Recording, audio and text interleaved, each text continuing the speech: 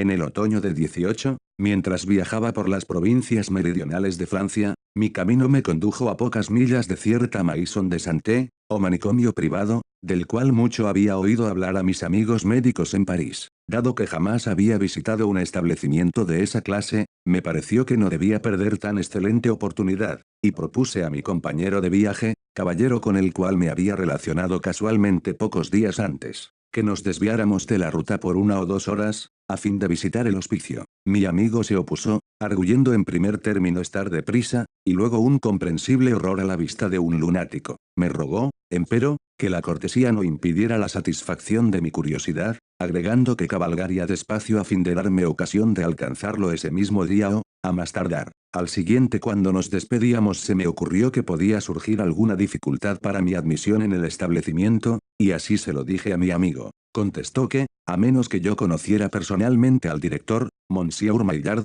o le presentara alguna credencial por escrito, sería difícil que me dejasen pasar, pues los reglamentos de dichos manicomios privados eran mucho más rígidos que los de los hospitales públicos. Pero como él había conocido años atrás a Maillard, tendría el placer de acompañarme hasta la puerta y presentarme, aunque sus sentimientos con respecto a la locura no le permitirían penetrar en la casa. Le di las gracias y, luego de abandonar el camino real, tomamos un sendero cubierto de pasto que, media hora más tarde, nos llevó a una densa floresta situada al pie de una montaña. Cabalgamos casi 2 millas por ese húmedo y lúgubre bosque, hasta divisar la Maison de Santé. Era un fantástico castillo, muy deteriorado, que, a juzgar por su edad y el descuido en que se hallaba, debía ser apenas habitable. Su apariencia me llenó de espanto y, conteniendo el caballo, estuve a punto de volverme, pero pronto me avergoncé de mi debilidad y seguimos adelante. Cuando nos acercábamos a la gran puerta noté que estaba entornada y que alguien espiaba por ella. Un instante después se asomó un hombre que se dirigió a mi compañero llamándolo por su nombre y estrechándole cordialmente la mano,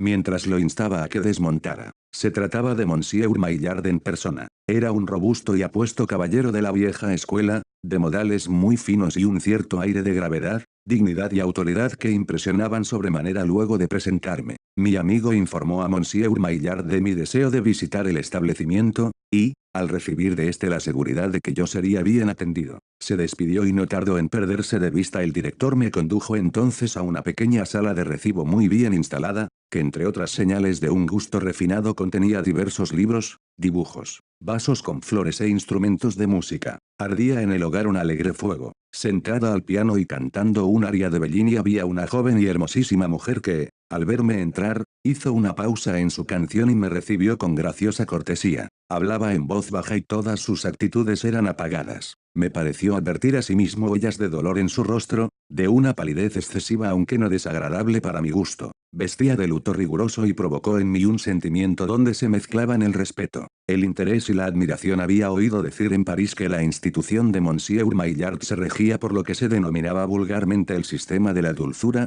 que los castigos estaban abolidos, que se prescindía en casi todos los casos del confinamiento, y que los pacientes, aunque secretamente vigilados, gozaban de gran libertad aparente, permitiéndoseles que pasearan por la casa y los jardines con todos los derechos de las personas en su sano juicio. Teniendo en cuenta estos informes, me cuidé de lo que decía en presencia de la joven, pues no estaba seguro de que fuese cuerda. Había en sus ojos cierto brillo inquieto que me llevaba a sospechar que no lo era. Limité, pues, mis observaciones a tópicos generales, escogiendo aquellos menos indicados para desagradar o excitar a una loca. Contestó de la manera más sensata a todo lo que le dije, y hasta sus observaciones personales mostraban la señal del sentido común más evidente. Empero, una larga familiaridad con los fundamentos de la locura me habían enseñado a no fiarme de ninguna apariencia de cordura, y a lo largo de toda la conversación seguí obrando con las mismas precauciones iniciales. Poco después presentóse un apuesto doméstico de Librea, trayendo una bandeja con frutas, vino y otros refrescos, que compartí con el director y la dama,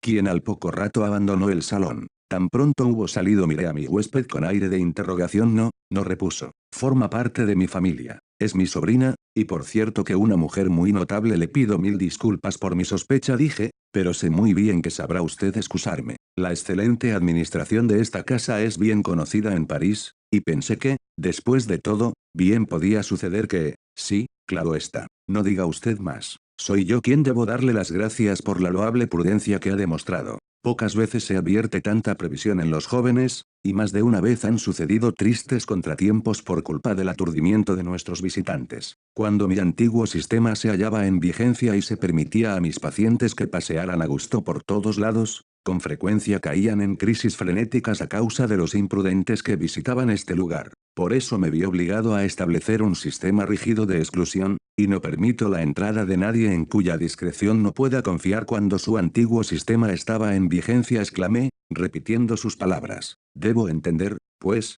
que el sistema de la dulzura, de que tanto he oído hablar, no se aplica más. Hace ya varias semanas me contestó que hemos renunciado a él por completo. ¿Realmente? Me asombra usted, mi querido señor, dijo suspirando. Nos convencimos de la absoluta necesidad de volver a los antiguos métodos. El peligro del sistema de la dulzura era realmente espantoso, mientras que sus ventajas han sido muy exageradas por la opinión. Entiendo que en esta casa el experimento se ha cumplido de la manera más leal. Hicimos todo lo que era humana y racionalmente posible. Lamento que no nos haya visitado usted en otro tiempo, pues entonces podría juzgar por sí mismo. Supongo, sin embargo, que se halla al tanto del sistema de la dulzura, con todos sus detalles. No, ciertamente. Solo he oído noticias de tercera o cuarta mano. Puedo decirle entonces que, en términos generales, el sistema consiste en que el paciente es menaje, en que se toleran sus caprichos. Jamás nos oponíamos a las fantasías que asaltaban la mente de los locos. Por el contrario, no solo las permitíamos, sino que las estimulábamos,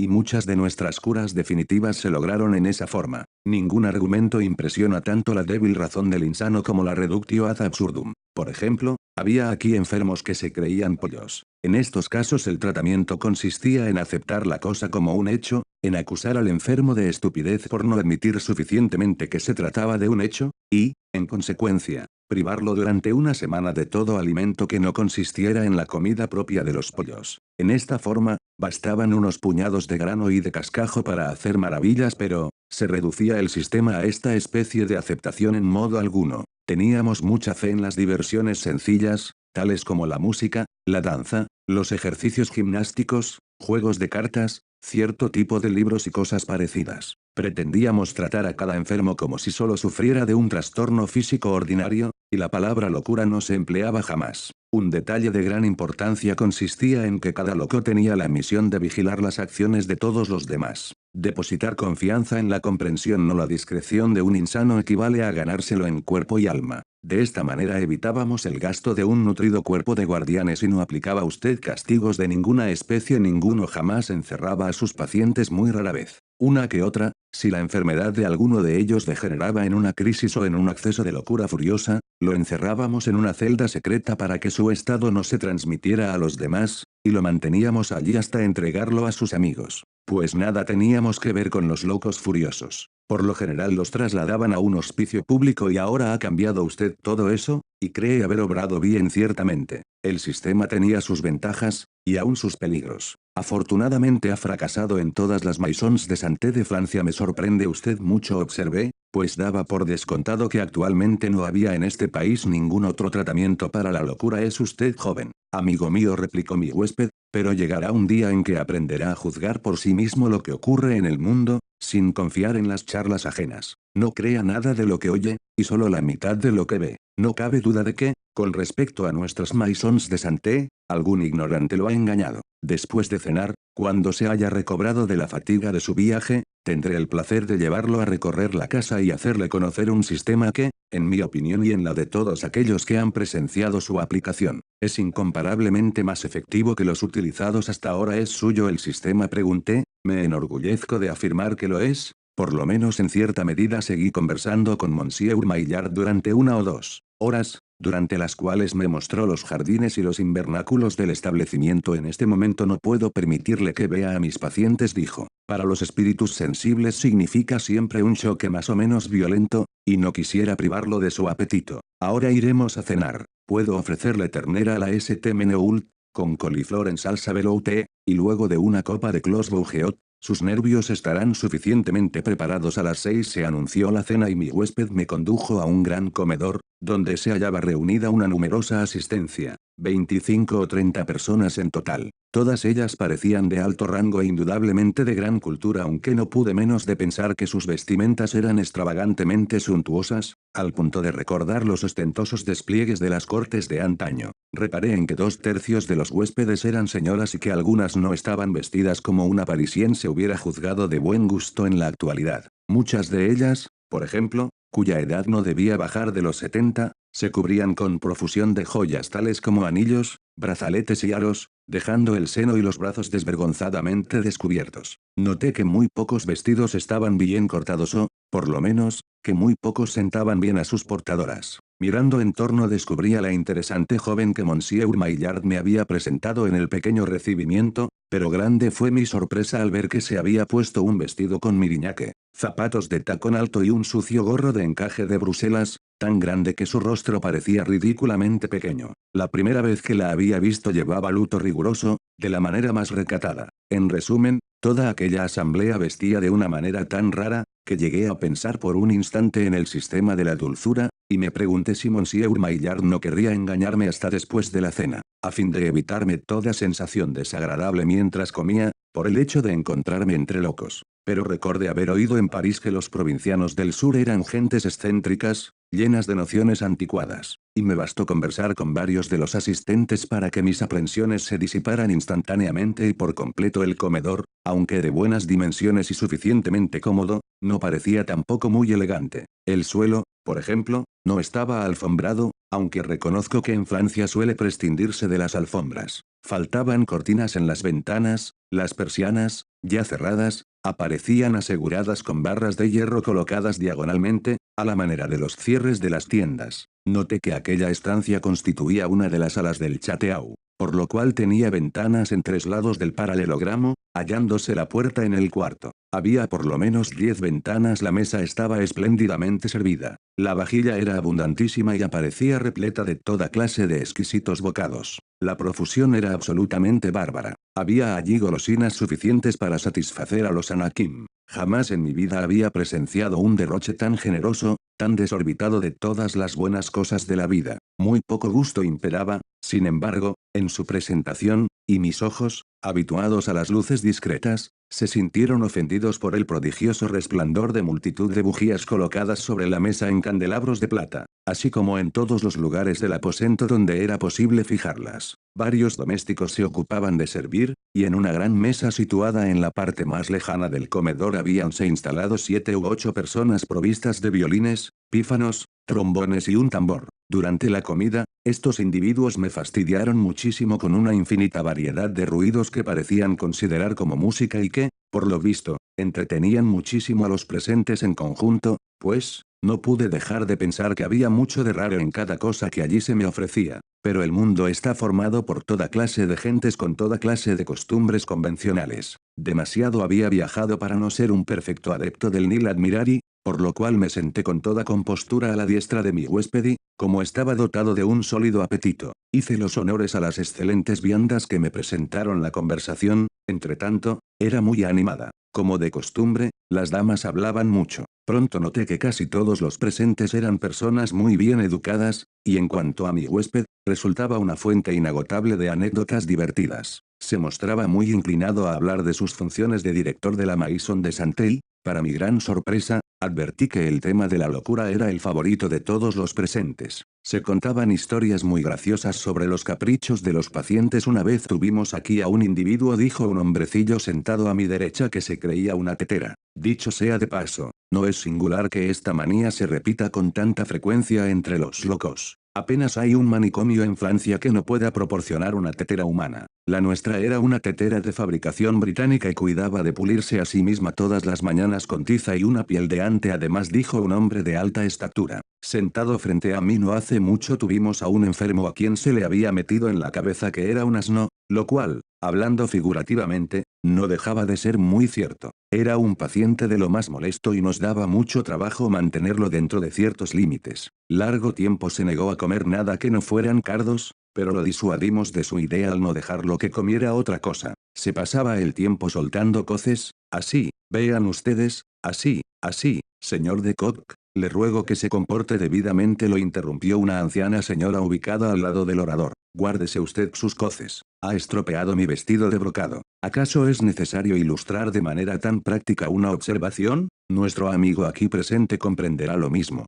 Palabra, casi es usted tan asno como aquel pobre infeliz creía serlo. Sus coces eran de lo más naturales. ¿Puede creerme mille pardons? Mancelle, repuso Monsieur de Kock. Mil perdones. No tenía la menor intención ofensiva. Mancelle Laplace. Monsieur de Kock tendrá el honor de beber vino con usted, y aquí Monsieur de Kock inclinóse. Besó ceremoniosamente su propia mano y bebió en unión de Mancelle Laplace. Permítame usted, amigo mío, dijo Monsieur Maillard dirigiéndose a mí, ofrecerle un trozo de esta ternera a la St. Menehoult. Estoy seguro de que la encontrará especialmente sabrosa. En este momento 3 robustos camareros acababan de depositar con gran trabajo en la mesa un enorme plato, o mejor plato trinchero, conteniendo lo que supuse era el monstrum, horrendum, informe, ingens, qui lumen ademptum. Pero un escrutinio más cuidadoso me aseguró que se trataba tan solo de un ternerillo asado entero, apoyado en las rodillas y sosteniendo una manzana en la boca, como se acostumbra en Inglaterra para servir una lieve. Muchas gracias, repuse.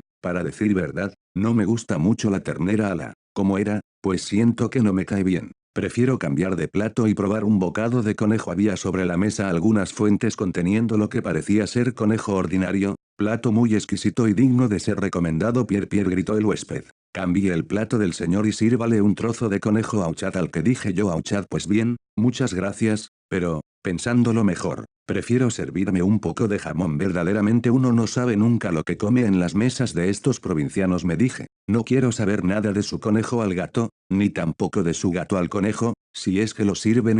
Luego dijo un personaje de aire cadavérico situado hacia el final de la mesa, recogiendo el hilo interrumpido de la conversación. Entre otras extravagancias, tuvimos cierta vez a un paciente que sostenía con gran obstinación ser un queso de Córdoba, y andaba cuchillo en mano pidiendo a sus amigos que probaran una rebanada de su muslo. Era un perfecto loco. Sin duda, dijo otro, pero no se lo puede comparar con cierto individuo a quien todos conocemos, excepción hecha de ese extraño caballero. Aludo al hombre que se creía una botella de champaña y andaba siempre descorchándose con un ruido y un burbujeo, como esto. Y el orador, muy groseramente según pensé, apoyó el pulgar derecho en la mejilla izquierda, retirándolo con un sonido semejante al de una botella que se descorcha, tras lo cual y mediante un hábil juego de la lengua entre los dientes, produjo un agudo silbido que duró largo tiempo y que imitaba el de la espuma del champaña. Noté claramente que esta conducta no era del agrado de Monsieur Maillard, pero no dijo nada y la conversación continuó a cargo de un hombrecito muy delgado que usaba una enorme peluca. Teníamos también a un ignorante, dijo, que se tomaba por una rana, a la cual por cierto no dejaba de parecerse bastante. Me hubiera gustado que le viese usted, señor, agregó, dirigiéndose a mí, pues le habría encantado la naturalidad con que actuaba. Si aquel hombre no era una rana, solo puedo agregar que lo lamento mucho. Su croar, en esta forma, era la nota más bella del mundo, un si bemol, y cuando ponía los codos en la mesa así, después de haber bebido un vaso o dos de vino, y abría la boca, así, y revolvía los ojos en esta forma, y los guiñaba con extraordinaria rapidez, pues bien, señor mío, puedo asegurarle que hubiera caído en el colmo de la admiración frente al genio de aquel hombre. No tengo la menor duda, dije. También teníamos a Petit Gaillard, dijo otro, que se creía un polvo de rapé, y estaba afligidísimo porque no podía tomarse a sí mismo entre el pulgar y el índice.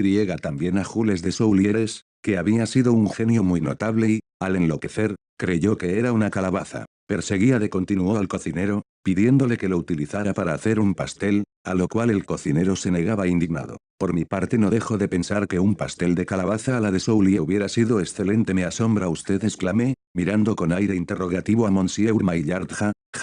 Rió este caballero. Excelente. No tiene por qué asombrarse, amigo mío. Nuestro compañero es todo un ingenio, un drole. No hay que tomarlo al pie de la letra. También dijo otro de los comensales. Estaba Bouffon Legrand, un tipo extraordinario a su modo. El amor lo trastornó, y se creía dueño de dos cabezas. Sostenía que una de ellas era la de Cicerón, mientras la otra estaba compuesta, vale decir que era la de Demóstenes desde la frente a la boca, y la de Lord Brougham, de la boca al mentón. No es imposible que estuviera equivocado, pero lo hubiese convencido a usted de lo contrario, pues era hombre de grandísima elocuencia. Tenía verdadera pasión por la oratoria y no podía dejar de manifestarla. Por ejemplo, solía saltar sobre la mesa, en esta forma, y, en este momento, alguien que se hallaba al lado del que hablaba le puso la mano en el hombro y le susurró unas palabras al oído. Inmediatamente el otro guardó silencio y se dejó caer en su asiento y no olvidemos dijo el que lo había interrumpido a Boullard, la perinola. Le llamo la perinola porque le había entrado la manía muy singular, aunque no por completo irrazonable, de que se había convertido en perinola. Se hubiera usted muerto de risa viéndolo dar vueltas. Era capaz de pasarse horas girando sobre un talón, así, pero entonces, el amigo a quien el orador había interrumpido poco antes hizo lo mismo con él pues bien gritó una anciana señora con todas sus fuerzas. Su Monsieur Boullard era un loco, y un loco muy tonto, por lo que veo. Permítame preguntarle, ¿quién ha oído hablar jamás de una perinola humana? ¡Qué absurdo! Madame Joyeuse era mucho más sensata, como todos saben. Tenía una manía, pero llena de buen sentido y que proporcionaba gran placer a todos los que se honraban en conocerla. Después de maduras reflexiones llegó a la conclusión de que a causa de algún accidente se había convertido en gallo, pero en su calidad de tal se conducía muy correctamente. Batía las alas de una manera prodigiosa, así, y así, y en cuanto a su cacareo, era delicioso. Coroco, coroco, coroco oh Madame Joyeuse, le ruego que se reporte le interrumpió muy encolerizado nuestro anfitrión. O se conduce usted como una dama, o abandona inmediatamente la mesa. Elija la dama, a la cual había oído con gran estupefacción llamar Madame Joyeuse, luego de la descripción que acababa de hacernos de alguien de ese mismo nombre. Sonrojóse hasta la raíz de los cabellos y pareció sumamente humillada por el reproche. Bajó la cabeza, sin responder una sola palabra. Mas en ese momento otra señora, mucho más joven, reanudó la conversación. Era mi hermosa jovencita del recibimiento Madame Joyeuse era una loca exclamó. En cambio en la conducta de Eugenie Salsafette había mucho de buen sentido. Era una joven muy modesta y hermosa, que se había convencido de que la manera ordinaria de vestirse era indecente, y trataba de vestirse al revés, vale decir quedándose fuera de sus ropas y no dentro de ellas. Después de todo es algo muy fácil de hacer, basta con empezar así, y luego así,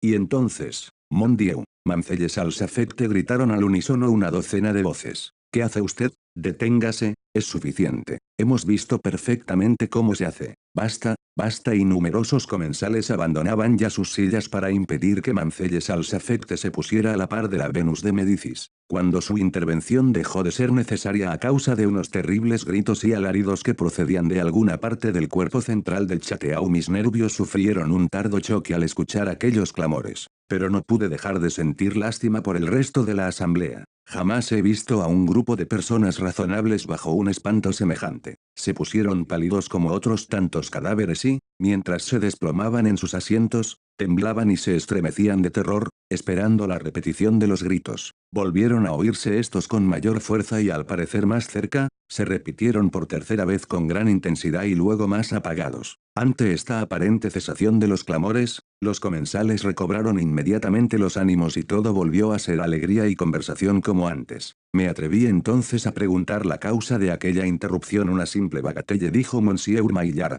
Estamos habituados a estas cosas y en realidad nos preocupamos muy poco de ellas. De vez en cuando los locos se ponen a gritar a coro, pues uno excita al otro, como suele ocurrir con los perros de noche. Pero al coro de alaridos sucede en ocasiones una tentativa simultánea para emprender la fuga. Y en esos casos no deja de haber cierto peligro. ¿Y cuántos tiene usted a su cargo en este momento? No más de 10 mujeres en su mayoría, supongo. No. Todos ellos hombres, y puedo asegurarle que bien robustos de veras. Había oído decir que la mayoría de los insanos pertenecían al sexo bello, así es en general, pero no siempre. Hace algún tiempo había aquí unos 27 pacientes, y entre ellos no menos de 18 mujeres, pero las cosas han cambiado mucho, como puede ver. Sí, han cambiado mucho. Como puede ver, interrumpió el caballero que había dado de coces a Mancelle Laplace. Sí, han cambiado mucho, como puede ver. Coreó la asamblea a sujetar la lengua. Todo el mundo gritó mi anfitrión lleno de cólera. Tras lo cual los presentes guardaron un silencio de muerte durante casi un minuto, mientras una de las damas obedecía al pie de la letra a Monsieur Maillard,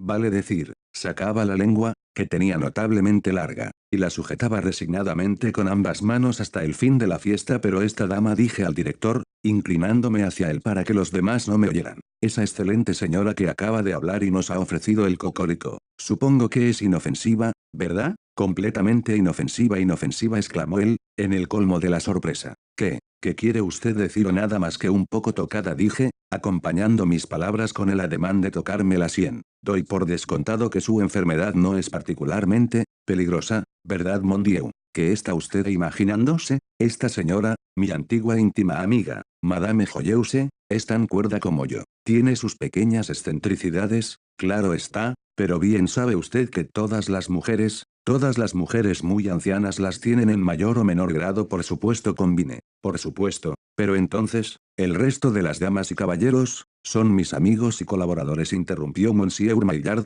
y riéndose altaneramente, mis excelentes amigos y ayudantes como, todos ellos, las damas también, claro está, no podríamos arreglarnos sin ayuda de mujeres, que son las mejores enfermeras del mundo para atender a los locos. Tienen una modalidad propia, ¿sabe usted? Sus ojos brillantes producen efectos maravillosos, algo así como la fascinación de la serpiente, por supuesto, repetí, por supuesto. De todos modos, actúan de manera un tanto extraña, no, son ligeramente raras. ¿No le parece a usted extrañas, raras? ¿Por qué piensa así? Aquí, en el sur, no somos nada mojigatos, hacemos lo que más nos gusta, gozamos de la vida y de todo el resto. ¿Comprende usted? Por supuesto, dije. Por supuesto, además. Puede ser que este Clos Bougeot se suba un tanto a la cabeza, ¿sabe usted? Un tanto fuerte. ¿Usted comprende? No, por supuesto, dije, por supuesto. Dicho sea de paso, señor, ¿no dijo usted, si he oído bien, que el sistema que había adoptado en reemplazo del famoso sistema de la dulzura es de una extremada severidad? De ninguna manera. La reclusión es obligadamente rigurosa,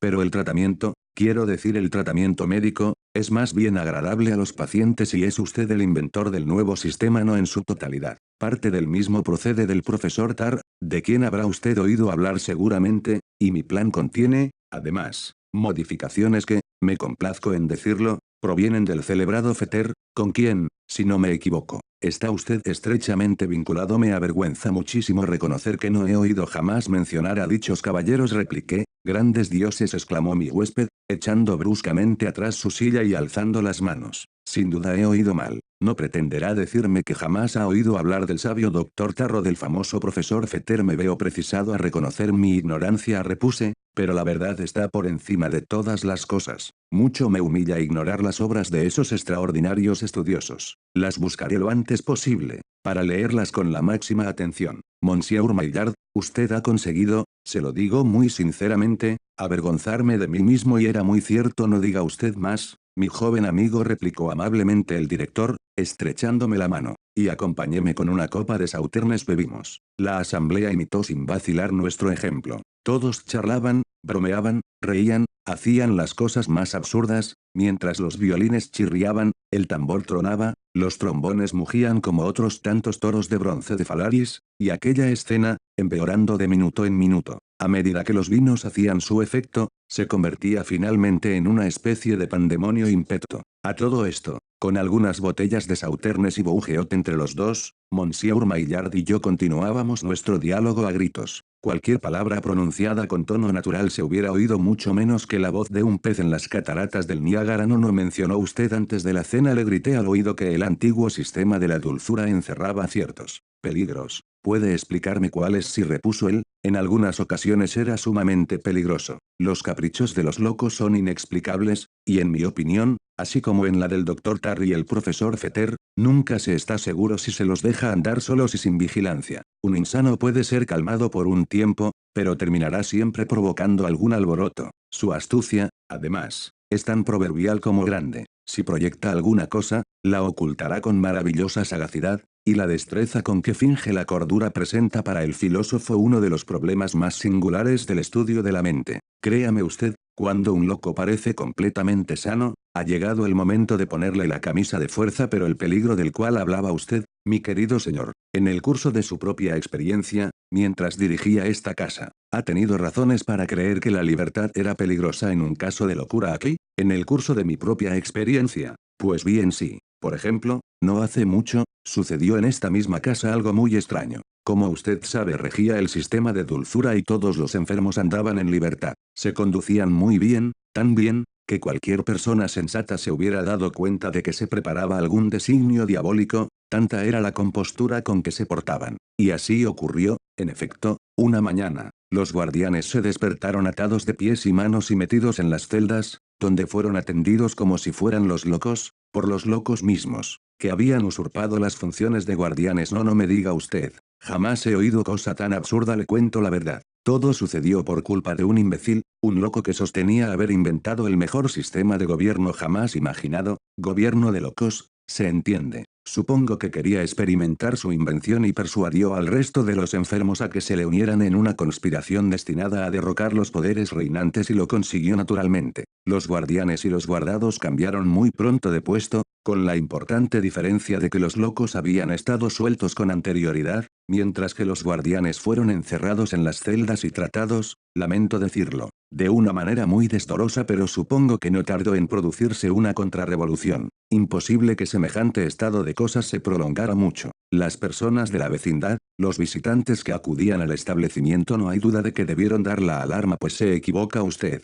El jefe de los rebeldes era demasiado astuto para eso. No admitió a ningún visitante, excepción hecha, cierto día, de un joven de aire tan estúpido que no le inspiró el menor temor. Lo dejó entrar en el establecimiento, simplemente para variar un poco, para divertirse con él. Tan pronto se hubo burlado lo suficiente, lo dejó salir para que se volviera a sus negocios. ¿Y cuánto tiempo duró el reinado de los locos? Oh, mucho tiempo. Por lo menos, un mes, no podría decir exactamente cuánto. Pero, entre tanto, lo pasaron admirablemente, eso puedo jurárselo. Tiraron sus viejas ropas ajadas y se apoderaron del guardarropa y las joyas de la familia. La bodega del establecimiento estaba bien provista de vino, y esos diablos de locos son precisamente los que mejor saben beberlo. Vivieron muy bien, se lo aseguro. El tratamiento. ¿En qué consistía ese tratamiento especial que puso en práctica el jefe de los rebeldes? Pues bien, como ya le he hecho notar, un loco no es necesariamente un tonto, y en mi honesta opinión, dicho tratamiento era muchísimo mejor que el anterior.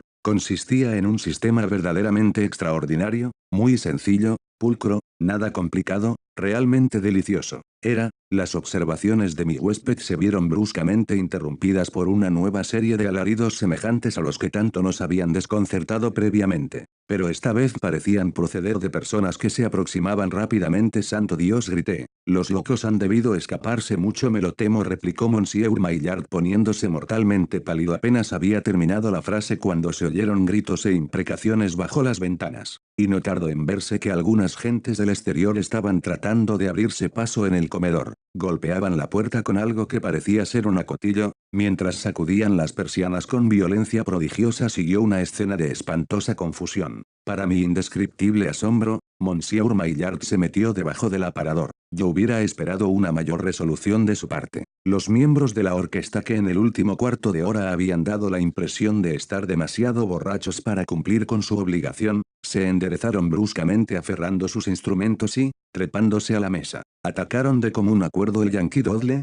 que ejecutaron, si no afinadamente, por lo menos con energías sobrehumanas durante todo el transcurso del tumulto. Entretanto, el caballero a quien con tanta dificultad habían impedido que saltara sobre la mesa se apresuró a hacerlo y, tras de plantarse entre las botellas y vasos, comenzó una arenga que no dudo hubiera sido de primer orden de haber podido escucharla. En el mismo instante, el hombre cuyas predilecciones iban hacia las perinolas comenzó a girar por la estancia con inmensa energía, abiertos los brazos en ángulo recto con el cuerpo, con lo cual se parecía realmente a una peonza, y derribando a todo aquel que se le ponía en el camino. Entonces, al escuchar un increíble ruido de botella descorchada y de vino espumante saliendo de ella, terminé por descubrir que procedía de la persona que había imitado a una botella de champaña en el curso de la cena. Por su parte, el hombre rana croaba como si la salvación de su alma dependiera de cada sonido que profería, y en mitad de todo esto alzábase el continuo rebuznar de un asno. En cuanto a mi buena amiga Madame Joyeuse,